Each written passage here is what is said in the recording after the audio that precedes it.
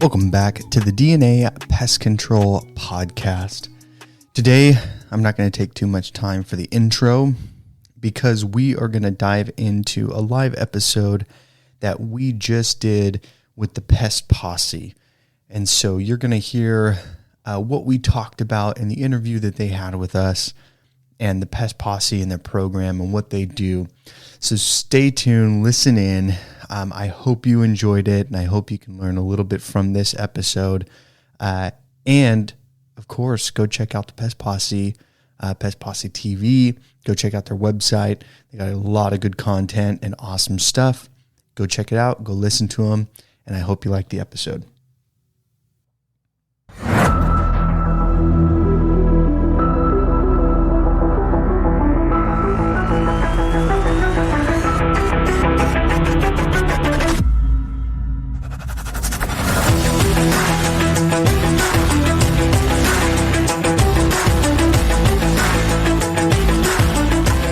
Posse TV, the pest control industry's original pest control television network, is made possible by the support from Neogen, providers of the SureKill line of products that offer trusted and proven formulations to treat problem pests effectively. Nisus, makers of professional-grade borax-based pesticides that provide a highly effective, targeted kill while creating the least possible impact on people, pets, and the environment. Syngenta, providing innovative solutions to help pest management professionals solve any pest challenge. And in partnership with Pest Management Professional Magazine, offering news, advice, insight, and information for businesses and individuals who work in the pest control industry. Hello! Welcome! Good morning. It is summer and I am tired. I'm old. Well, like I said, that's what you did. That's what you get for being an invalid. I mean, it's that too. And old, so. Pest Posse TV is live and in the house. Welcome one and all. I'm Cully, visionary and creator here at the Pest Posse. Oh, that's me. I'm supposed to say something after this, aren't I? That would be preferable. Me, just kind of sometimes I'm kind of just pushing buttons, making things happen over here. Hey, welcome everyone. I certainly do appreciate you being here today. I'm Foster, of course. I'm not even going to say I'm the head wrangler. I mean, lately it seems like I'm just kind of like trying to just keep above water here. I'm trying to keep things together, I guess.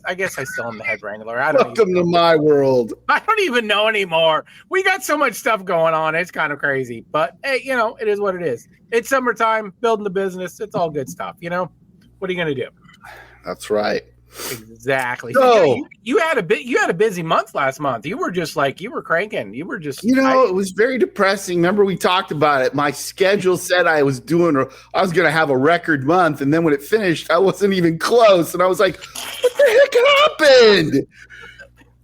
But I had my settings wrong on my calendar. Whoops. And so it was totaling up more than just the month. So I was really disappointed. I mean, it was still a good month. Don't mishear me. Yeah. It's better than when I restarted a couple years ago, and I was only logging in $900 to $1,000 to start my month. I'm way above that, fortunately, but I am not where I need to be to even hire someone yet. Yeah. Well, and that'll come. And actually, talking about that, the fabulous guests we have on. They just released a podcast talking about where you should be thinking about your numbers being before you hire an employee. Super informative, very vulnerable, so to speak. I mean, he was just out there telling it like it is. And that's what we're going to have is our guests today are D&D podcast, Daniel and Aaron. D&D. What are you talking about? Dungeons and Dragons? It's DNA podcast. D&D. Daniel and Aaron. These guys D&D. Are in California running a booming business in Northern California, and they decided to start a podcast. We're going to let them talk more about it, of course, from their direct perspective. And it's really a great podcast. They're doing their best to put out really good information, which I appreciate. And I like too, because they have a different perspective. They have different personalities than we do. So it's kind of cool to listen. I learn stuff. They sharpen me up. And I appreciate it. Glad we're able to have them on. Oh. And what else do we have before we do that, Foster? Yeah, well, no, I wanted to just before we get started and everything, I know it's a few months away, but hey, it's the year is just ticking up along here, and I want to talk about Pest World real quick because we've got a lot of stuff going on. Pest World 2024 in Denver, Colorado. We've got a lot of stuff. I mean, not only are we going to be in the house there in booth 331, which we really encourage you guys to go and sign up for Pest World, even if you could just be there for a day or so. Come by and see us in booth 331. It's going to be an awesome time. But Pest World, we've got a lot of stuff going on. We've got a lot of things happening. Yeah, I mean, to start it off, we actually are having our first Pest Posse Roundup to kick off Pest World 2024. That's going to be Tuesday, 11 a.m., right before lunch, October 22nd. And that's going to be in the Mountain Pass Sports Bar, which is on the upper mezzanine level. All right. And we have room for 80 guests with a bunch of special gifts because we've got we are not the only company that's going to be there. It's our event, but we've got lots of guests, vendors giving away swag. Yep. So we encourage you all to show. You're going to get free food. We got a couple of drink tickets for you. It's going to be a great time. We're just starting to network and socialize and kick the event off the right way. Exactly. Yeah, it's going to be awesome. And it's just, I mean, we've got just some awesome sponsors with that. God, let's see if I can remember all these. We got JT Eaton that's sponsoring. We've got Nisus. We got Smarter Launch. We have got, of course, PMP Magazine is always supporting us. We've got Birchmeyer that's set up in a big way. Right.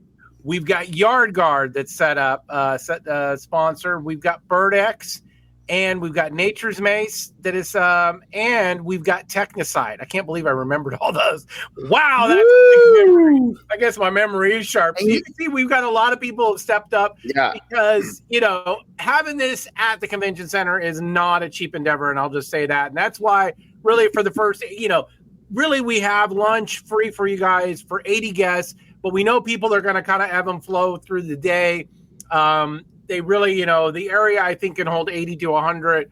We're having enough food for about 80 people or so. So that's why we're saying really first 80 people that show up, we're going to have some swag bags and some special stuff for them. So definitely you want to get there first. It's going to be about 11 to 1:30. We don't want to really impact really the grand opening there with MPMA, with the exhibit hall, because we're going to be exhibiting, like we said. Now, not only are we going to be having the party there at Pest World, but hey, we're also going to be speaking. That's right. They let us in the house, MPMA. They were nice enough to to let us speak. Crazy enough, as the case may be. Exactly. So you're going to be able to hear me and Cully. We're going to be up on stage. That's going to be Thursday, October 24th, 3 p.m. We're going to be talking about the fundamentals of pest control sales. We're going to be going through that presentation there. We might be spicing that thing up and doing some things a little bit different. We're going to have the ability afterwards for you guys to buy copies of my book, and I'll be able to sign those there for you so you guys can do that and everything. So got a lot of stuff coming on with Pest World in 2024. Just coming up in a few months. We know it's 4 months away or so, but hey, you need to start planning now. Get your hotel, get your plane tickets, be there, be square, meet us, have a good time. That's right.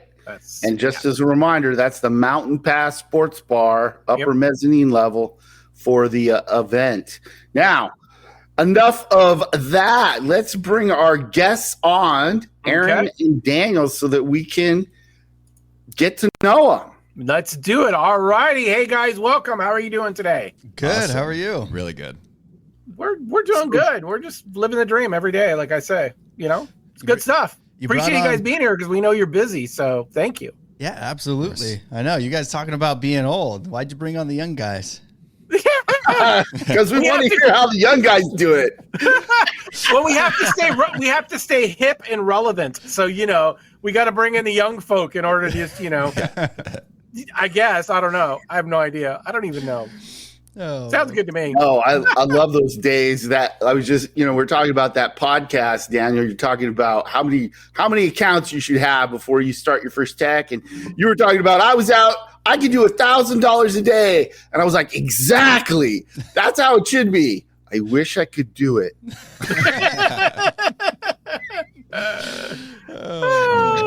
Well, let me ask, do you agree with the numbers I said?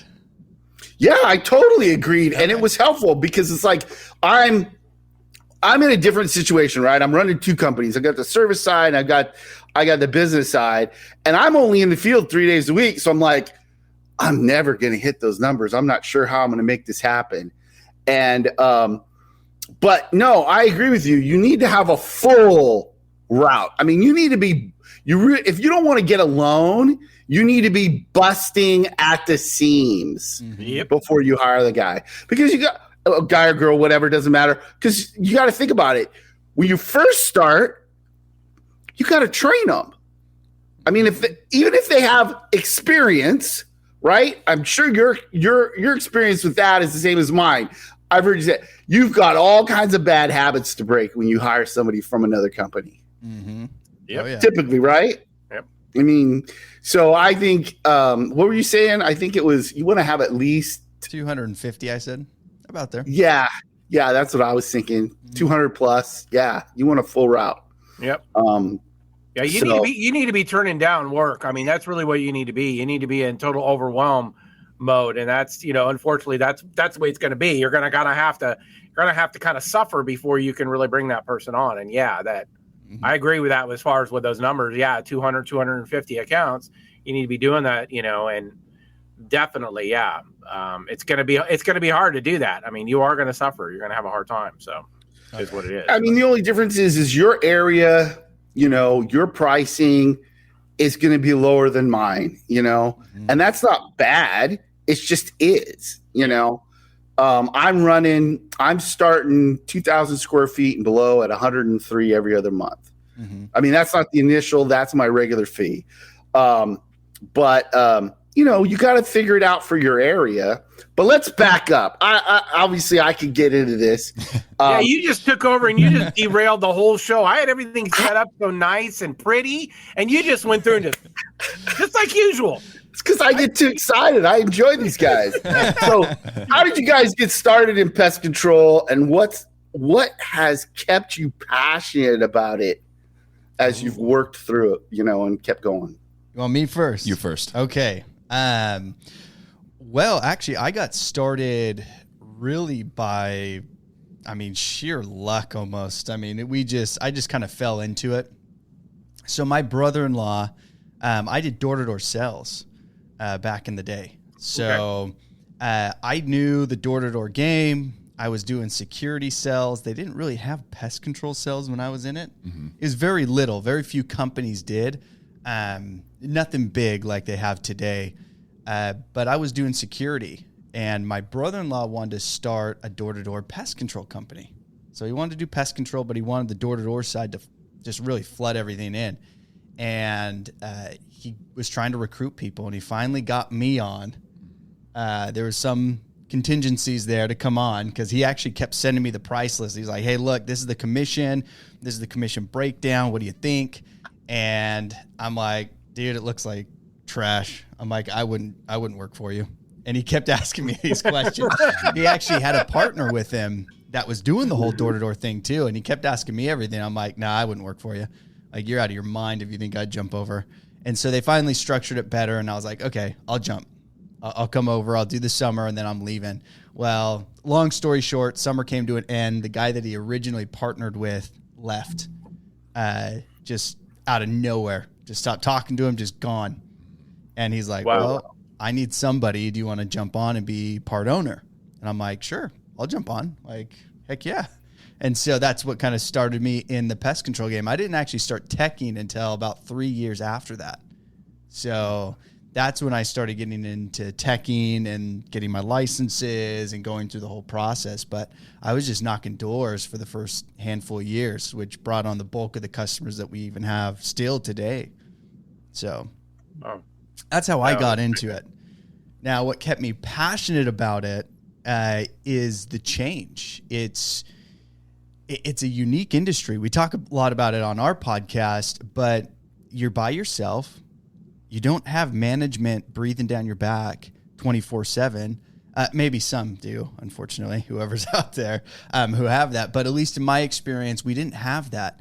And so you had so much freedom, and every case was different. It was never the same. It wasn't like you're going into a building and you're cleaning floors, or you're cleaning the bathroom, or you're cooking food, and it's the same thing over and over and over. This has always changed. It was, you get to a house and it's a whole different insect. Could be a different problem. It's a different yard. It's a different scenario, rodents. I mean, it was always something different. And so that was really what brought in the passion was, holy crap, this is cool. Like, I get paid to kill bugs. Like this is me as a kid. Like, okay. We just get better tools and it's a lot more fun. But that was what kept me in it and kept me passionate about it, is really the change of pace, just the different scene. And it was always moving. And so that was really what kept me in it and passionate about this. Nice. Yeah. Like that. Nice. Thank you.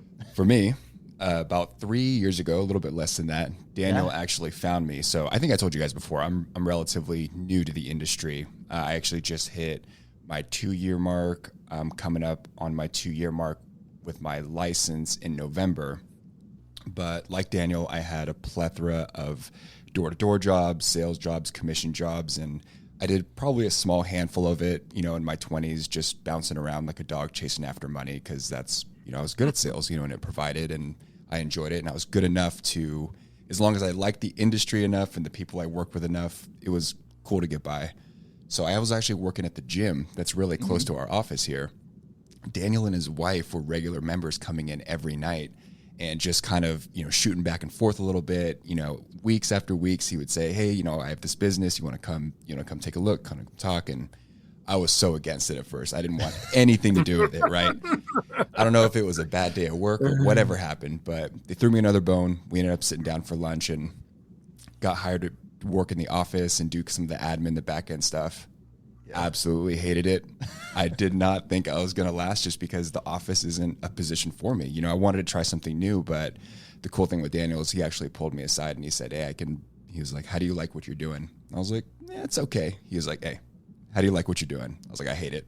So we ended up moving me into the service side, getting licensed and everything. And I think like Daniel too, that's what really keeps me back is I've done so many different sales jobs and like going out to these estimates, going out to these rodent situations, these cockroach, bedbug situations, even though they seem complex, if you follow the steps, there's so much opportunity.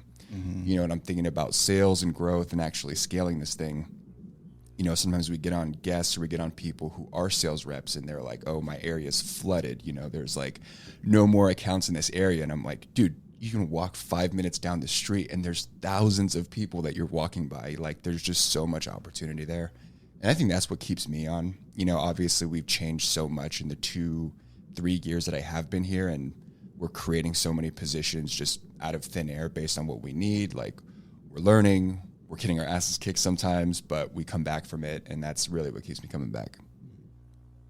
Yeah, no, I think that's really good.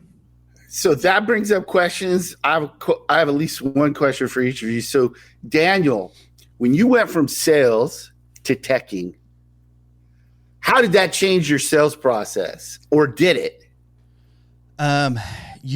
My sales process. So I was really connected with the techs when I was knocking doors, because I need information. That's the one thing. If anything, it's I ask questions. I want to know. I don't need to know. I don't need to know how a chemical kills an insect to be able to use it, right? But I want to know. And so when I was working as, door to door, I was always talking to the technicians and asking them questions. how does that product work? What do you do here? How do you treat for ants? How are you treating for cockroaches? What are you doing for wasps? And so I was constantly asking questions. And so when I became a tech, I wouldn't say it changed much because a lot of it I already knew. And so now I could just go a little bit deeper into it because I was doing it.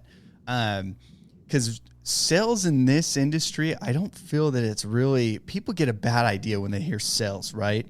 It's the pushy, aggressive person, and our industry, it's just information. That's all I'm doing. So as a tech, I just had more information to give. I don't look at it as a sell. You know what? I'm going to come in. I'm going to give you the best information I possibly can. I want to tell you what I'm going to do, how I'm going to do it. And that's it. You decide. I'm going to let you figure that out, but I'm going to be upfront and honest. And I'd probably say 9 out of 10 times I'm getting the sell, if not 10 out of 10. So it's super rare that people will back away, but it's just being informative. And so that would be the only thing that really shifted, is I was able to give more information of what I'm doing, how I'm doing it. And that put so many customers at ease that I explained, here's the process. Right. Yeah. That's good.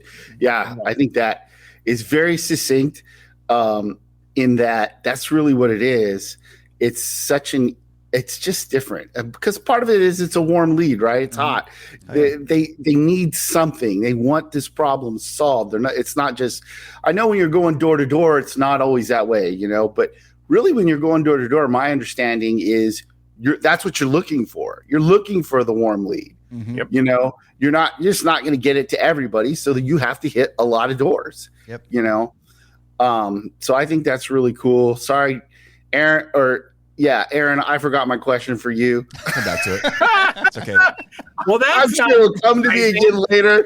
Yeah, and I'll blur it in and ask it. Oh, man. Cully. You need to start writing. We need to get you a pad of paper, Cully, so you can start writing things down. Sometimes I do that, but you just can't remember things. Oh, man. The senior moment with Cully hits again. What are you going to do? So ADHD. There it is. Well, there you go. That's exactly what it is. So you two really have a really good chemistry really on with the podcast and everything. And I kind of want to talk a little bit about the podcast. I mean, because it's not an easy thing to start. I mean, just doing a podcast and having that commitment and doing that. I mean, with being, relatively new in the industry, I mean, why did you guys really kind of decide to just really kind of jump into this endeavor and put together DNA podcast? Well, so Aaron came in a little bit later, so he'll be able to speak about that afterwards. But what the original idea behind it was, when I started in this, even though I was part owner, I was actually very removed from the day-to-day and what was happening in the back office. I mean, this is your job, just go do it. And when I ended up shifting into a tech position, all the techs, the seasoned techs, it was, you got to run a route. And I'm like, why? That's fine. I can run a route, but I need to know some information. Like, can you tell me how you treat this, or how do you treat that, or why are you mixing these chemicals? And nobody would give me any information. It was like, I could not get information out of these guys. It didn't matter if they were, super close and we were good buddies. It didn't matter. It was like zero information I could pull out of these guys. I'm like, really? Why does it have to be this way? Yeah. And it was always, you have to do this. But I would ask, okay, why? We'd be at a treatment, and I'm like, hey, why did you do it that way? And they're like, it's just what it is. I'm like, what? You got to explain something here. Like, teach me why. And so the idea behind the podcast is really giving that information back. The good thing is like what Cooley was saying, is in some of these, I guess, most recent episodes, we've talked a lot about business stuff, because as you kind of pull yourself out of running the route into the business side, now it's kind of fun to talk about that stuff. But really, the podcast was informative. How can we give back to the pest control industry, just like what you guys are doing? How can we give back information, be vulnerable, open up, no secrets, really try to put that information out there. And that was the whole idea behind the DNA, Pest Podcast was let's give information back. I don't really care. It's not like, hey, we're going to be making millions off of this thing. It was, hey, let's just give this stuff back and let it ride. And, to be honest, the first year, this is what I think why a lot of people don't do it and probably don't follow through with it, is the first year, I think we only had like 2,000 downloads or 1,500 downloads for a whole year. We didn't have much. And now that's turned into about 30 to 40,000 every year. So it changes, as you go, but you have to be consistent. But the passion, like you just asked prior, was being in the pest control industry, the changes, the freedom, and that kept that passion going with the podcast as well. We had breaks, and we still do because we're running a business on the other side. But that's what kept me going. And that's the reason why we actually started it, was here's the information. I hope it can help. And the results from it are awesome. I mean, we're getting people from other countries, listening, which I never would have thought that was a thing, like Australia, right? Canada, and it's awesome to see that it's reaching, actually worldwide, not even just here. I think we have more listeners out of the state of California than we do inside California. Yeah. I think that's what we found as well. Yeah, that's what we found. Yeah. Yeah. And it is pretty, yeah. When you go to Pest World and you've got people coming to you from India, Europe, Africa, the whole 9 yards, and you're just like, what? Yeah. And sorry, Aaron, I know I took up that, but that's why we originally started it. Aaron jumped on actually about 2 years in. 2 years ago. Yeah. So why'd you jump on? Well, I actually found out that Daniel was even doing a podcast. It was Pest World 2022 when it was in Boston. Mm-hmm. So we went out there and, we had this Airbnb, and Daniel was like, hold on, I'm going to go do my thing. I have to record. And, I can't remember what I was doing. And I was like, wait, what are you talking about? And I go in his room and he has like this Rodecaster set up and he has his mic booth and notes. And I was like, dude, what are you doing in here? Because at that point, I was in the industry for maybe 6-7 months, known Daniel for about a year, so I was, we were relatively comfortable. I'm like, dude, what is this? Like, what are you doing?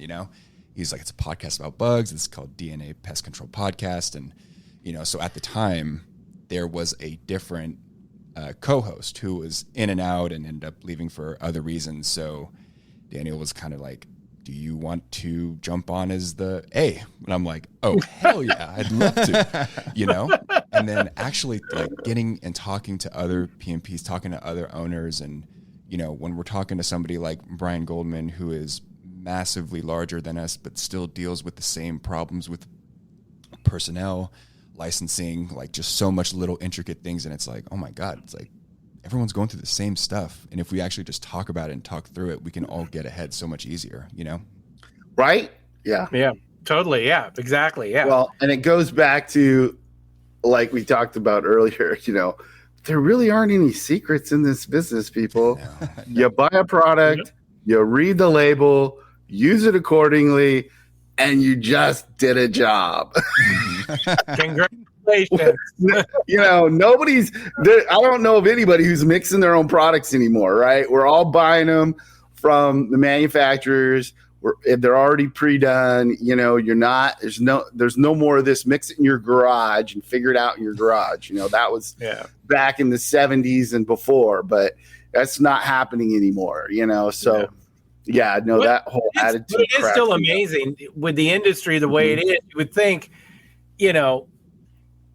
that over the years that this just wouldn't be, that people would want to talk to each other. People would want to collaborate with each other. We'd all want to learn from each other because there's enough business out there for all of us. And it's just funny how it's just like, hey, don't play in my sandbox. I don't want you coming over here. Come on. I'm making this castle over here and I don't want you to know how it is.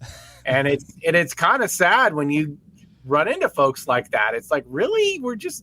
We're all doing the same thing here. There's more than enough business. I mean, we can all collaborate. We can all make things better, make it better for us, make it better for our customers. So, yeah, I mean, I commend you guys for starting the podcast and wanting to do that and get the information out there, putting the truth out there. And that's just, that's part of the reason why we really kind of started it. I mean, really is to get that information out there, get the right information out there. And that's the biggest thing.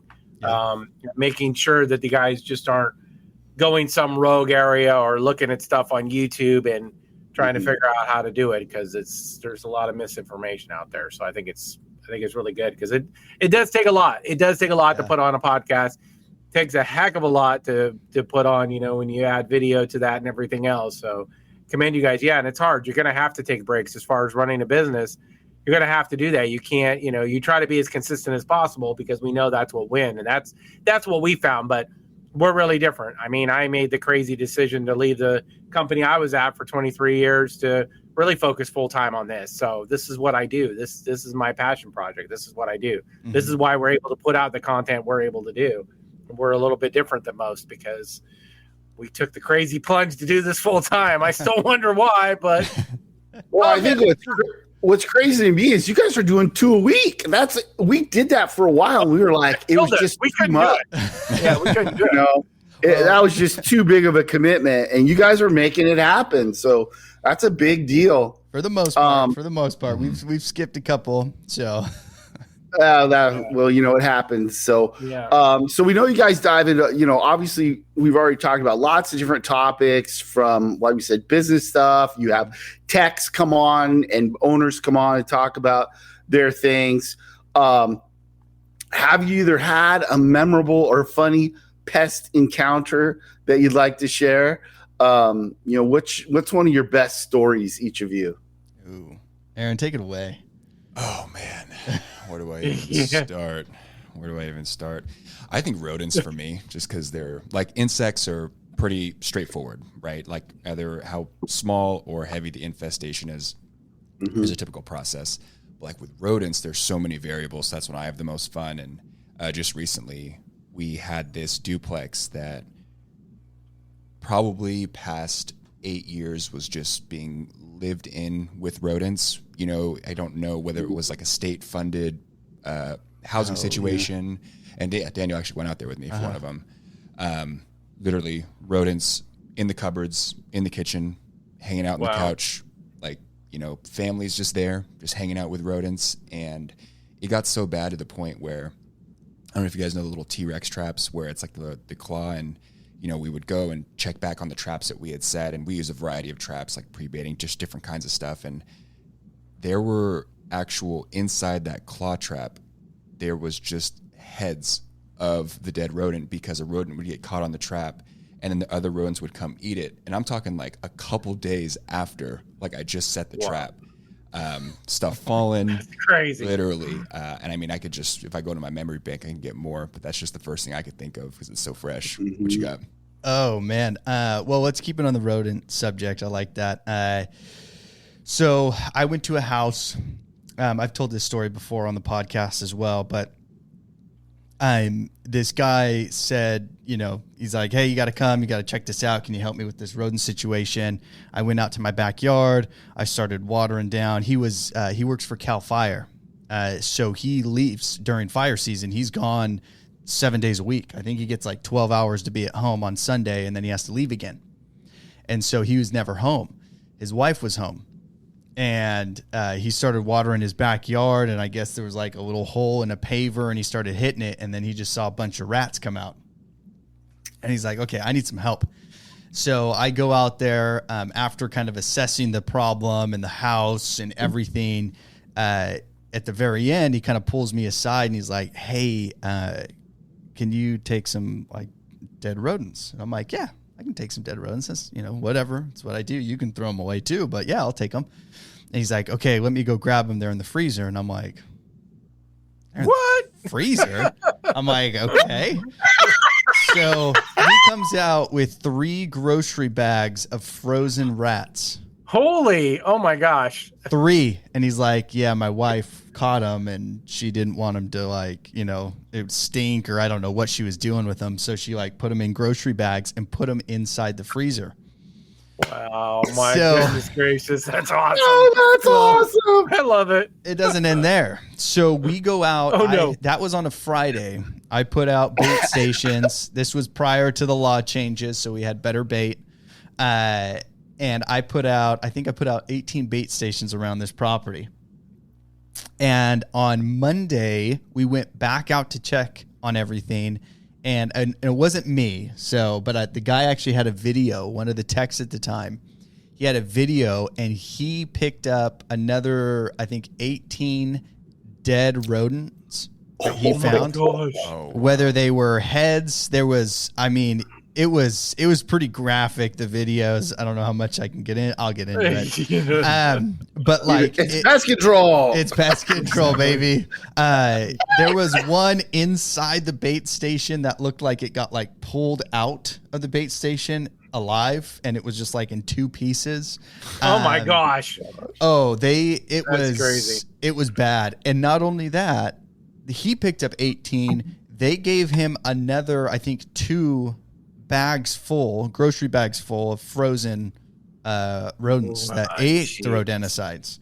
Yeah. So Okay. So here's the question. yeah. Was that a block bait or was that liquid tox? No, that was actually a contract. That was a great product. Most people can still use it, but the new version's actually quite good too. But yeah, that was a great product. I have not heard of that many dead rodents that fast. Me neither. Without liquid tox. You know, it was, I swear to you, it was contract. I just had a ton of bait stations. Why would you lie? Yeah, some people, hey, I asked the same I know question, they want to blow it up, but that's crazy cool. I'm just like, they had a much bigger problem than they thought, I guess. Well, and it didn't end there. I mean, we were picking up dead rodents after that for weeks. They didn't go away. I bet. I mean, you're popping open bait stations. They're running out of the bait stations. I was seeing stuff up on the roof, and there was tails hanging out of holes. They were still running around, and this was midday. So were they in the house as well then? Oh yeah. They tore up the insulation. Yep, HVAC was destroyed. Oh man. Yeah, they couldn't even turn on the air. So it was where was this located at? Was it like in a subdivision, or was it out in the country, or where the heck was this thing at? No, actually, it was. If you know the Sacramento area, the greater Sacramento area, it's called Folsom. Okay, so, I know Folsom. Yeah. Yeah, so just on the outskirts of Sacramento. Yeah, in the normal neighborhood, actually a nice neighborhood. It was not. Oh no way! That's crazy. It was a nice home. These were nice houses. Yeah, and she just she let it go. Yeah, they let it just. Well, that's kind of proof there. I always tell people, the reality is the majority of the jobs I do to give people peace of mind. Mm-hmm. They don't actually really need me. Mm-hmm. But then there's that smaller percentage. They really need pest control. And I'm like, if you have bed bugs, you better call pest control. Yep. And if you have a rat problem, sometimes you can take care of it on your own, but not always. Now, it's funny because the ones who need it don't call us. And the ones who don't need it are the ones that are like, I saw a bug, I need you now. And it's like, exactly. Right. That's so I laugh when I talk to some people and they have to call us for everything. I'm like, I would not be calling pest control if I wasn't in the business. I would be figuring it out and doing it on my own because I am a do-it-yourselfer. I'm too cheap. I'm not paying somebody to do that kind of work. But I, being in the business, I realized, no, there's sometimes you just gotta call a pest company. Gotta have a professional do it. Yeah. I do a lot of plumbing on my own. But if I have an electrical issue, I call an electrician, period. I don't even bother with it. You call it, you'd electrocute. Yeah. Well, my grandfather was a journeyman plumber, so he taught me enough that I can get by with your average problem at home, but okay. I think that's crazy. That's an awesome story. Yeah. Let's get back to the podcast. What have been some of the biggest challenges you guys have faced in regards to creating content, and how do you overcome those things? I think the biggest, I don't think we haven't had a lot of issues with coming up with content. Yeah, the cool thing is when we're creating content, we do plan, in advance, and certain months are better than others, but we'll have actual like planned episodes for, the Monday and Thursday drop. But sometimes when we come into the studio, it's like, hey dude, like what's been going on? We'll go over something we went over in the meeting or something that a tech did out in the field that was wild that we had to correct. And it's like, hey, this is important enough to talk about it. Or obviously all the episodes that we were talking about growth, asking for money, hiring on your first guy. It's because we're dealing with that. We have guys coming in asking us crazy questions, and we're like, dude, there's probably people who have no idea how to handle this situation, because I didn't at first until we got through it. Yeah. Really, that's kind of the big thing is it's just we've been taking what our day-to-day looks like, and we'll plug and play a lot of that into an episode. Because if we're going through it, and that's what Aaron said actually a couple minutes ago, is it's crazy to see. It doesn't matter how big you are or how small you are company-wise. Everyone's going through the same thing. You're dealing with problematic customers. You're dealing with customer service. You're dealing with sales. You're dealing with the chemical side. You're dealing with running a route and how to run it efficiently. There's so much good stuff out there. We just sit down and say, okay, kind of what's going on. If we don't have ideas, and it's what happened this week that we can give back and talk about, because someone's going through it. It's not just us. There's no way. And so that's kind of how we've handled it. We've actually been pretty creative on that side, to where it hasn't really stopped us by putting out episodes, because we've had so much stuff come through. And as we're growing, more guys are coming in. And so we get a wrench thrown in that, with different generations. And so you get to kind of see a little bit of everything, and we can just throw that content out, which is nice. Yeah, no, that's really good. Yeah, and that definitely helps, like you said, because running the business and stuff, that kind of fuels the content and everything, and that's great with that. That's with us. I think that's maybe a little bit of struggle that we have with stuff, trying to figure out content, everything. Because a lot of times when I come up with stuff, it's because I'm in the field and I'm like, hey, let's talk about this, or we need to talk. And the other thing is listening to pest control podcasts, right? I'll listen to a podcast and be like, you know what, they touched on a really good topic here. Maybe they didn't go into quite the detail, and probably because they didn't have time, right? It was something peripheral to what they were actually talking about. And I was like, oh, we need to talk about this or whatever. And so, but when you have, I remember when I used to run the commercial department for a large branch. We could have always had a topic. If we were doing easily. You guys were talking about stories I couldn't help thinking of. I remember doing quality assurance for an apartment complex. And when I first started at that company, I was running route, I was doing commercial, and they deemed apartments as commercial. And so I'd been at this apartment dealing with this manager for over 5 years, probably. And she said, we're walking to this unit. And she says, I couldn't believe it. It took 5 days before we could re-enter after the flea job. And I'm like, 5 days? Why was that? She says, because it was wet. He brought in his power sprayer and power sprayed the carpet. Oh, no. Oh, no. Just a second of I'm like, oh, well, I'm sorry that happened. What do you say at that point? What do you how say? Bad we could have been sued. Oh, easily. Sorry, we pressurized your unit. Common sense to call the ag department or somebody. We didn't. Oh my gosh, that's crazy. Oh man, that's wild. Anyways, that's crazy. So yes, a plethora of topics when you. Yes. Yeah. How not to do a flea job. Yeah. Oh shoot. So you guys definitely we've talked about this. We've talked about some of the topics and stuff you've had on the podcast and everything. You've had some great discussions. Like I said, we keep saying this. There's some good topics, but really looking at the guests that maybe you guys want to have on. What's kind of your bucket list and kind of your wish list as far as guests you'd like to see on the podcast? Ooh. You've already had us. You can't say that. I know. It's why. Man, I don't know. That's a good question. I would really like. I wouldn't I don't have names specifically because I don't know their names, but I would love some of the bigger, top 100 list companies, the CEOs, the owners.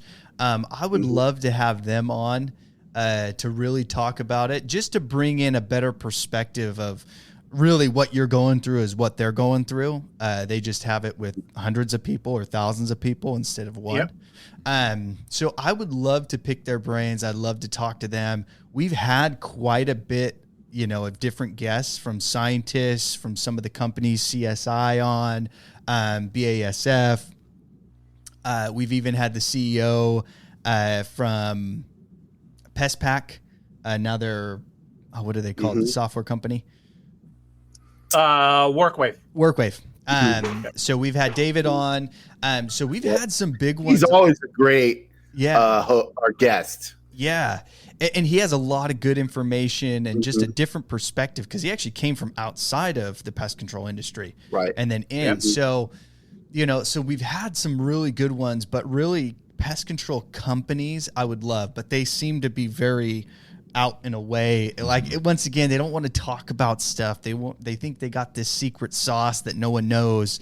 And so it's been tough to kind of get them on, but that would be mine. I would say. What about you, Aaron? I think for me, it's keeping the variety alive. I think it's really cool when you get like boots on the ground guy who's in there doing residential, commercial, and then we do talk to an entomologist next week, and then we talk to somebody from BASF. I just don't want it to get stale with just doing just tech. I want to be able to branch out, because the more traction we've been getting, the more people are willing to jump on or even take a look, which is more opportunities to open up for, like, I don't want to say higher caliber, guests, but, people that wouldn't normally even take a second look without more of a following. You know what I mean? Yeah. Yeah. Mm-hmm. Yeah. Totally agree. Okay. Yeah. Totally agree. No, that's good.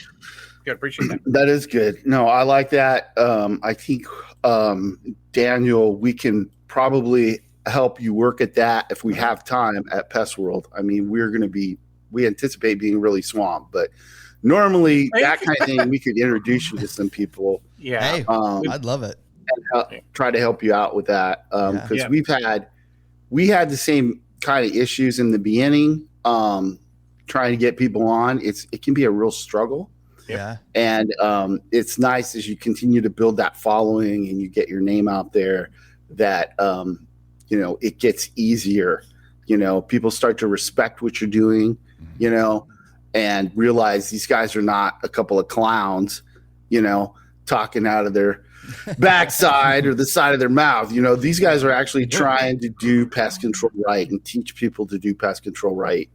And I think that makes a big difference when they realize that kind of stuff. But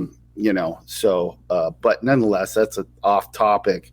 So looking ahead, you guys, what are your goals for DNA Podcast? And are there any exciting projects or topics you're planning to explore for your viewers in the future? Well, so for the future topics, we are going to be jumping we've kind of followed the business series side of it. So we're going to keep going with that. So you're going to see a few more episodes jump out. We won't get into topics or anything quite yet, but you will see kind of the business side start to flow through a little bit over the next couple of weeks. But goals, I mean, we really do want to start to push it bigger. We want to get to more listeners. We've always, every year we come out, we sit down, we kind of go over how many downloads and, because everything's based off of downloads when it comes to a podcast. And so we're really pushing for more than, what we've done in the past year. And every year we've actually grown. And so, which is awesome. We've had more and more listeners, more and more traction. So really that's kind of the idea, is we want to go and just put out that good content. That's really been the goal, and that's always been the main goal, is how much can we put out, and can we just keep putting it out for the guys to learn and just better the industry. What's the saying you always say, the rising tide, or the rising tide raises all the ships. From Coley. Yes. Yep. So totally agree with that. And that's really the idea. The better the competition we have, the better we're going to get, the more we're going to grow. So hopefully we can keep that and give that information back. But that's really been the main goal, is get more listeners and keep putting out the best content that we can. Yeah, I agree. Yeah.